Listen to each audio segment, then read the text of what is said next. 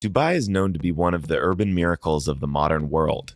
A futuristic city rising in the middle of a desert is something our ancestors 100 years ago could only imagine in a sci-fi film. It's hard to imagine that this fascinating location used to be just a tiny fishing village. It seems almost illogical that a small town in a very inconvenient climate zone could become one of the world's biggest business and financial hubs. How did this happen? To answer this question, let's have a look at the history of Dubai. Located at the Persian Gulf, right in the middle of the Eurasian continent, Dubai was destined to be a crossing point between East and West. At the same time, the climate here is almost inhumane. The temperature in summer reaches 50 degrees Celsius, and that is the reason why for centuries the urban development here was quite slow. The Persian Gulf, however, was still an important area for the British Empire. Being a strategic route connecting London to Bombay, the Royal Fleet needed to secure this area from pirates. In the 19th century, the British East India Company signed an agreement with local sheiks, particularly with the Al Maktoum family, the ruling dynasty of Abu Dhabi and Dubai, to secure peace in the area. Al Maktoum dynasty rules Dubai until the present day. Despite these agreements, the British Empire never really tried to develop the area. While the Crown was heavily investing in developing Bombay, the southern capital of the empire, by building infrastructures, railway, and a university, there was hardly any interest in developing Dubai as a city. For the British Empire, Dubai was just a junior partner, a crossing point for the Royal Fleet, nothing more. Despite the lack of interest from the empire, Dubai was becoming more and more significant for the region. In 1900, the current ruler announced that no taxes will be charged from the traders, and soon Persian and Indian merchants started moving in. The city was convenient for trading also thanks to Dubai Creek, a saltwater canal that was allowing trading ships to sail from the Gulf right into the city. Shortly, Dubai became the biggest trading hub on the Persian Gulf.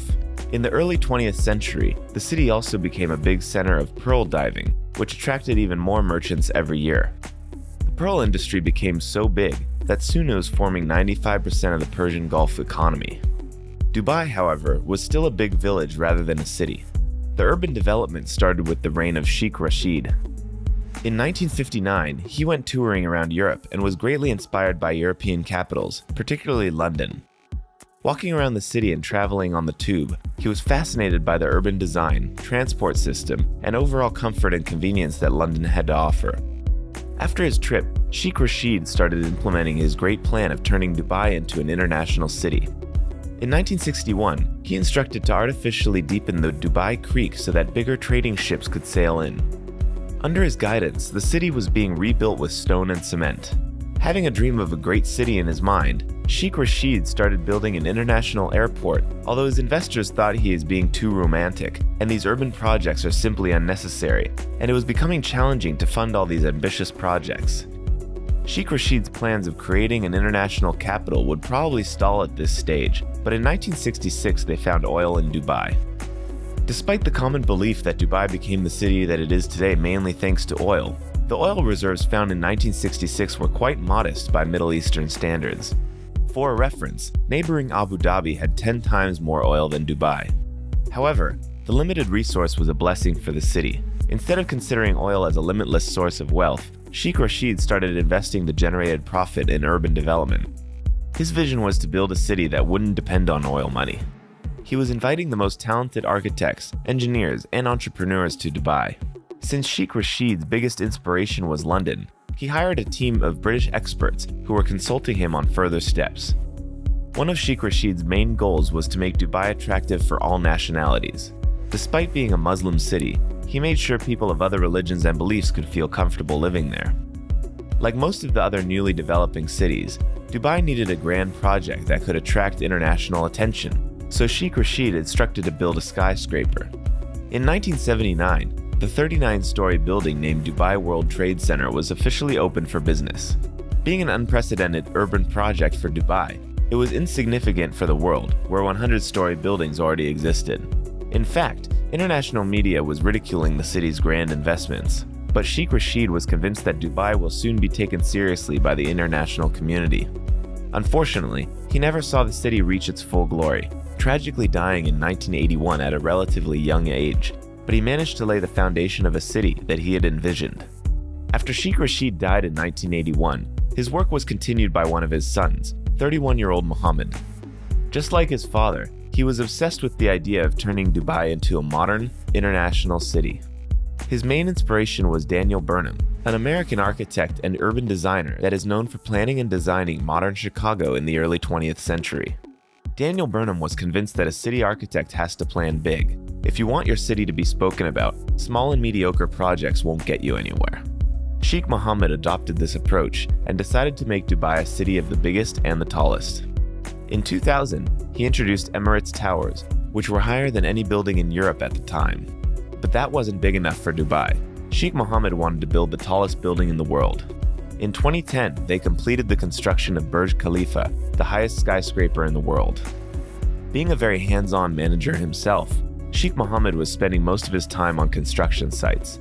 He was circling the city in his white Mercedes, which registration plate said Dubai 1. This plate was reflecting his overall philosophy and life mission.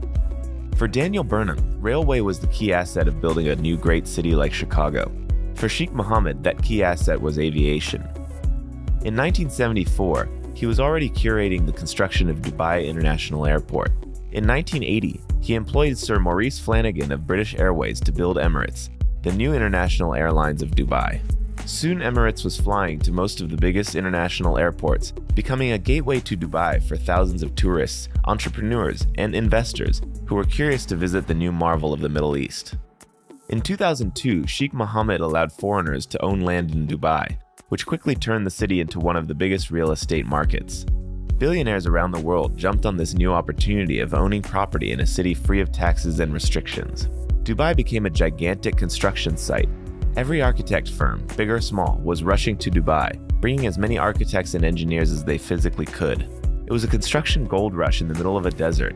The biggest architects from around the world brought their most ambitious projects to Dubai. Sheikh Mohammed had another ambitious project in mind. He wanted to turn Dubai into a world financial center, competing with major financial capitals like New York and London. Soon, Dubai International Financial Center was created. It's a special economic zone covering 110 hectares with its laws and regulations. It was basically a separate state within a city, like the Vatican in Rome. The hub shortly became home to the giants of the international banking system, including Citibank, HSBC, and Standard Chartered. Dubai was growing rapidly. Soon, 95% of the population were foreigners from around the world. This, of course, had a great impact on the local culture. A new, truly international city was born, which was a unique phenomenon in the world. Many capitals around the world claim to be international and multinational cities, but the reality is that there is always a dominating local culture or culture of the majority. For example, London, which served as an inspiration for Sheikh Rashid when he started developing Dubai, although being a diverse city and home to numerous ethnicities and cultures, is still a British city. Dubai, however, became a cultural no man's land of a sort. Everyone here is a guest, so everyone can feel at home. Local citizens are only 3 to 5% of the population. This aspect of the city earned a lot of criticism as well. For example, the Washington Post once stated that Dubai, in its attempt to be a successful Arabic city, had to sacrifice all its Arabic features. Another negative aspect of this rapid development became the fact that the United Arab Emirates became the only country that spends more energy than the USA. Despite all this, Dubai is an urban phenomenon that serves as an inspiration for many other developing cities around the world today. Let us know in the comments if you have ever been to Dubai and what you like or dislike about the city. If you enjoyed this video and would like to see more videos on our channel about history, architecture, and urban design of Dubai, please hit the like button and subscribe to our channel.